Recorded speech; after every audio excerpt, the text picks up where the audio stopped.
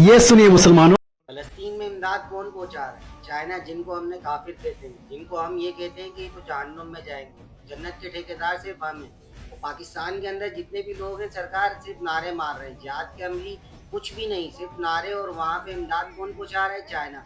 ये उस मुल्क में भी इमदाद नहीं पहुंचा सकते और खाली नारे मार रहे हैं। तो पूरी दुनिया को सीरियस लेती भी नहीं। और हम सीरियस लें भी क्यों भाई?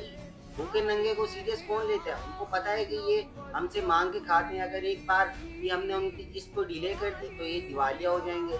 इनके एक साइन के ऊपर आपकी किस्मत लिखी हुई है, ये आपका ईमान है। और नारे ऐसे मार रहे हैं जैसे ये दुनिया की सुपर पावर नहीं होती और पल्ले कुछ भी नहीं। अब अंदाजा करें कि हिम्मत भी नहीं। हम हमारी ये जो सुपर अपना जो मतलब सबसे बड़ी फौज और सरकार नारे जनाब इनकी ताकत और ये वो सब कुछ ठीक है अल्हम्दुलिल्लाह, लेकिन क्या फायदा यारो?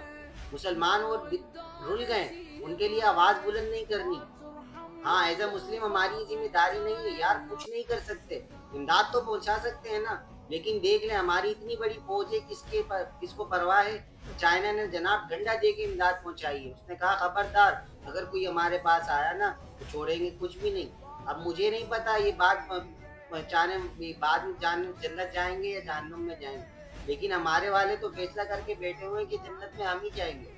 और भूखे नंगे इनसे मांग के खाते हैं, इन्हीं को आंखें दिखाते हैं, और फिर वो इनकी कोई वैल्यू नहीं है उनकी नज़र में। जाहिर है वो दार लेने वालों के पास बाद मिन्नतें करने वालों की कोई वैल्यू होगी? मेरे भाई दिल टूटा है, तकलीफ हुई है, लेकिन खुशी हुई है इस बात की कि चाइना ने इस बात का फिक्र किया है कि सबसे पहले इंसानियत, उसके बाद मजहब और इस्लाम। इस चीज़ का दर्ज देता है मेरे भाई कि सबसे पहले इंसानियत है।